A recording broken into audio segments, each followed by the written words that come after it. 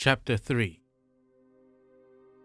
The seasons long for each other, like men and women, in order that they may be cured of their excesses. Spring, if it lingers more than a week beyond its span, starts to hunger for summer to end the days of perpetual promise. Summer, in its turn, soon begins to sweat for something to quench its heat. And the mellowest of autumns will tire of gentility at last and ache for a quick, sharp frost to kill its fruitfulness. Even winter, the hardest season, the most implacable, dreams as February creeps on of the flame that will presently melt it away. Everything tires with time and starts to seek some opposition to save it from itself. So August gave way to September, and there were few complaints. 2. With work, the house on Lodovico Street began to look more hospitable. There were even visits from neighbors who, after sizing up the couple, spoke freely of how happy they were to have number 55 occupied again. Only one of them made any mention of Frank, referring in passing to the odd fellow who'd lived in the house for a few weeks the previous summer. There was a moment of embarrassment when Rory revealed the tenant to have been his brother, but it was soon glossed over by Julia, whose power to charm knew no bounds. Rory had seldom made mention of Frank during the years of his marriage to Julia, though he and his brother were only 18 months apart in age and had, as children, been inseparable. This Julia had learned on an occasion of drunken reminiscing a month or two before the wedding, when Rory had spoken at length about Frank. It had been melancholy talk. The brothers' paths had diverged considerably once they'd passed through adolescence, and Rory regretted it. Regretted still more the pain Frank's wild lifestyle had brought to their parents. It seemed that when Frank appeared once in a blue moon from whichever corner of the globe he was presently laying waste, he only brought grief. His tales of adventure in the shallows of criminality, his talk of whores and petty theft, all appalled their parents. But there had been worse, or so Rory had said. In his wilder moments, Frank had talked of a life lived in delirium, of an appetite for experience that conceded no moral imperative.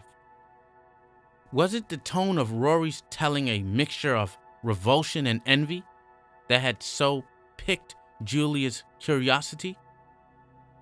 Whatever the reason, she had been quickly seized by an unquenchable curiosity concerning this madman. Then, barely a fortnight before the wedding, the black sheep had appeared in the flesh. Things had gone well for him of late. He was wearing gold rings on his fingers, and his skin was tight and tanned. There was little outward sign of the monster Rory had described. Brother Frank was smooth as a polished stone. She had succumbed to his charm within hours. A strange time ensued. As the days crept toward the date of the wedding, she found herself thinking less and less of her husband-to-be, and more of his brother. They were not wholly dissimilar. A certain lilt in their voices and their easy manner marked them as siblings. But to Rory's qualities, Frank brought something his brother would never have: a beautiful desperation. Perhaps what had happened next had been inevitable, and no matter how hard she'd fought her instincts, she would only have postponed the consummation of their feelings for each other. At least, that was how she tried to excuse herself later. But when all the self-recrimination was done with, she still treasured the memory of their first and last encounter. Kirsty had been at the house, hadn't she? On some matrimonial business when Frank had arrived. But by that telepathy that came with desire and fades with it, Julia had known that today was the day. She'd left Kirsty to her list making or such like, and taken Frank upstairs on the pretext of showing him the wedding dress. That was how she remembered it. That he'd asked to see the dress, and she'd put the veil on, laughing to think of herself in white. And then he'd been at her shoulder, lifting the veil, and she'd laughed on, laughed and laughed, as though to test the strength of his purpose. He had not been cooled by her mirth, however, nor had he wasted time with the niceties of a seduction. The smooth exterior gave way to cruder stuff almost immediately. Their coupling had in every regard but the matter of her acquaintance all the aggression and the joylessness of rape. Memory sweetened events, of course, and in the 4 years and 5 months since that afternoon, she'd replayed the scene often.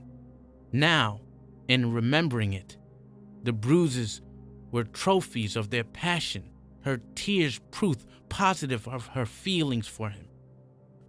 The day following, he disappeared, flitted off to Bangkok or Easter Island, some place where he had no debts to answer. She'd mourned him, couldn't help it, nor had her mourning gone unnoticed. Though it was never explicitly discussed, she had often wondered if the subsequent deterioration of her relationship with Rory had not started there, with her thinking of Frank as she made love to his brother. And now, despite the change of domestic interiors and the chance of a fresh start together, it seemed that events conspired to remind her again of Frank. It wasn't just the gossip of the neighbors that had brought him to mind. One day, when she was alone in the house and unpacking various personal belongings, she came across several wallets of Rory's photographs. Many were relatively recent, pictures of the two of them together in Athens and Malta. But buried amongst the transparent smiles were some pictures she couldn't remember ever having seen before. Had Rory kept them from her? Family portraits that went back decades. A photograph of his parents on their wedding day. The black and white image eroded over the years to a series of grays. Pictures of christenings in which proud godparents cradled babies smothered in the family lace. And then photographs of the brothers together as toddlers, with eyes wide, as surly schoolchildren snapped at gymnastic displays and in school pageants. Then, as the shyness of acne-ridden adolescence took over, the number of pictures dwindled, until the frogs emerged as princes, the other side of puberty. Seeing Frank in brilliant color, clowning for the camera, she felt herself blushing. He had been an exhibitionist youth, predictably enough, always dressed a la mode. Rory, by comparison, looked dowdy. It seemed to her that the brothers' future lives were sketched in these early portraits. Frank, the smiling, seductive chameleon. Rory, the solid citizen. She had packed the pictures away at last, and found when she stood up that with the blushes had come tears, not of regret. She had no use for that. It was fury that made her eyes sting. Somehow between one breath and the next, she'd lost herself. She knew too with perfect certainty when her grip had first faltered, lying on a bed of wedding lace, while Frank beset her neck with kisses. 3. Once in a while, she went up to the room with the sealed blinds. So far, they'd done little decorating works on the upper floors, preferring to first organize the areas in public gaze. The room had therefore remained untouched, unentered. Indeed, except for these few visits of hers. She wasn't sure why she went up, nor how to account for the odd assortment of feelings that beset her while there. But there was something about the dark interior that gave her comfort. It was a womb of sorts, a dead woman's womb. Sometimes, when Rory was at work, she simply took herself up the stairs and sat in the stillness, thinking of nothing, or at least nothing she could put words to. These sojourns made her feel oddly guilty, and she tried to stay away from the room when Rory was around. But it wasn't always possible. Sometimes her feet took her without instruction to do so. It happened thus that Saturday, the day of the blood. She had been watching Rory at work on the kitchen door, chiseling several layers of paint from around the hinges, when she seemed to hear the room call. Satisfied that he was thoroughly engrossed in his chores, she went upstairs. It was cooler than usual, and she was glad of it. She put her hand to the wall and then transferred her chilled palm to her forehead. "No use," she murmured to herself, picturing the man at work downstairs. She didn't love him, no more than he, beneath his infatuation with her face, loved her. He chiseled in a world of his own. She suffered here, far removed from him. A gust of wind caught the back door below. She heard it slam. Downstairs, the sound made Rory lose his concentration. The chisel jumped its groove and sliced deeply into the thumb of his left hand. He shouted as a gush of color came. The chisel hit the floor. "Hell and damnation!" she heard, but did nothing. Too late, she surfaced through a stupor of melancholy to realize that he was coming upstairs. Fumbling for the key and an excuse to justify her presence in a room, she stood up, but he was already at the door, crossing the threshold, rushing towards her, his right hand clamped ineptly around his left. Blood was coming in abundance.